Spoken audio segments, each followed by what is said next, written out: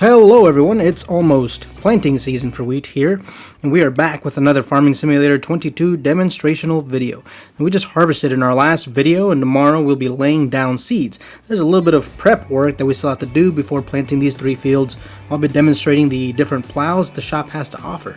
So first we'll be taking a look at field number 40. You'll be able to see a status reflecting harvested with 0% fertilization and a blue tag stating needs lime. So we're going to be demonstrating the plows first, then turning the rest of the soil before adding the lime to it. So now let's move over to field number 38. This will be showing a status of harvested as well, but you can see that it is fertilized at 50%. This is because we just sprayed fertilizer as well as herbicide. So this is still sporting a needs lime tag on the bottom. So if you see like a weeds growing tag along the edges of your field that you just recently sprayed, don't fret, it's normal, and that'll go away as soon as you take the next step in your field prepping process. So now over at field number 41 here, you can see that it's been rolled and fertilized and is ready for seeds. So let's go ahead and get started with this first plow on the left here. This is a Salic PN2-300. This is weighing at 172 kilos and has a span of about a half a meter. So this plow only requires 12 horsepower to pull and has a price tag of $1,250. So with this price tag, it makes it the most affordable plow in the shop, but it's also laughably small, sitting at half a meter. But it is compatible with any of the tractors in the shop. But I probably wouldn't use it for anything other than making a very small plot of land. So this next plow is the Pottinger Servo 25. This is weighing in at 845 kilos and has a span of 1.2 meters. With its requirement of 85 horsepower to operate, this is where you kind of start getting a little choosy about the equipment that you use to pull these plows. So this is also a pretty large jump in price, sitting at $14,000. But it does sport 3 discs that can also move to the left or to the right. And as all of the plows in PC using the Y button, you can select to create new fields if that's what you decided to do. But with the smaller plows, it is easier to more accurately create a field depending on what you're doing. So this next plow is the AgroMaz POV 5XL, and it is weighing at 1.6 tons. And with its price tag of $16,000, it's well worth the jump in width, spanning 2.5 meters. With the added weight, though, comes a larger horsepower need required by its equipment. It is sitting at a requirement of 160 horsepower minimum. But again, I mean, it's a very effective plow. And this next one is the Vernland EcoMat, sitting at 3.1 tons. It's got a $23,500 price tag, and it spans 3.5 meters, requiring 220 horsepower from its puller. But it's got 7 discs on it, and it handles the field pretty well. But this is the last of the extension style plows that you see here, and you can see as it's raising, it's just kind of part of the tractor once it's attached.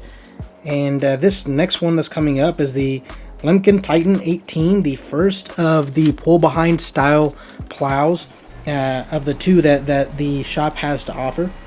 It's weighing at 4.4 tons and asks 300 horsepower of its equipment, but it's offering a 4.9 meter span in return. So this machine has distinct mobility thanks to its pull-behind style. But if you do try to turn to the left, you'll see kind of a limited range of motion, which I'll go ahead and show you now.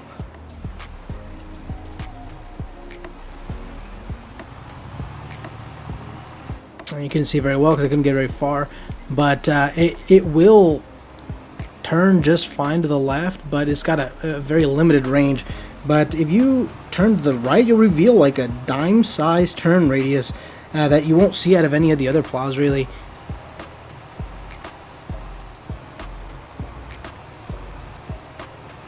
if I'm going to be using a plow, this would be my favorite for sure.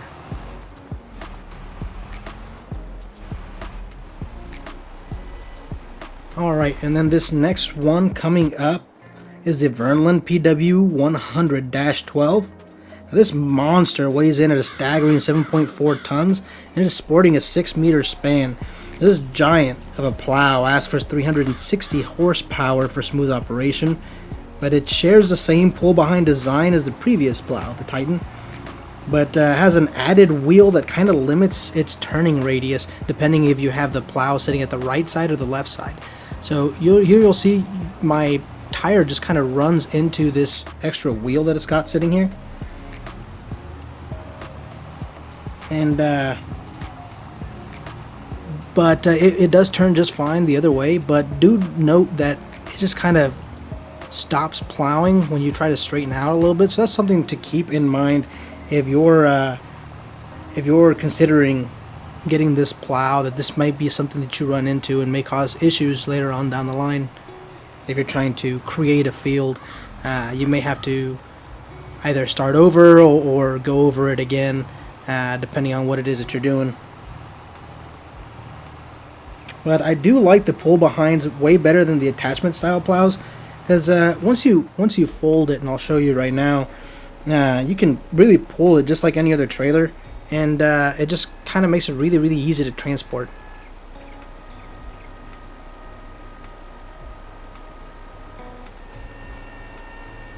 Now the one thing about these plows is that when you have it folded up like this, you cannot drop it until you unfold it again. And that's due to its design, so that front wheel that you see closest to the tractor needs to be on the ground, or else the nose of the trailer will just kind of fall into the dirt. But here you can see, I mean, these pull-behind trailers are very mobile and very easy to operate.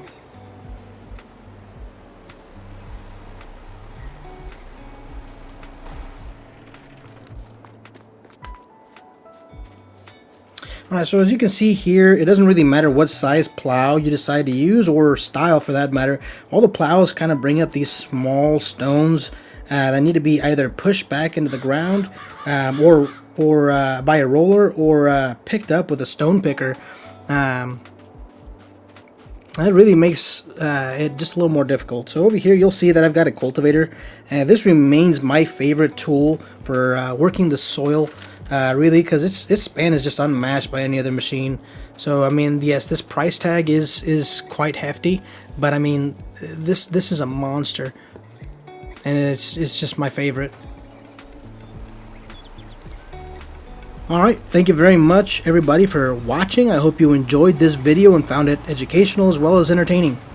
If you did, please drop a like. And if you'd like to see more of these videos, please consider subscribing and hitting that bell icon so you don't miss any videos as they're coming out. Until next time, please enjoy this cultivator video. This has been your host, Marauder, signing off.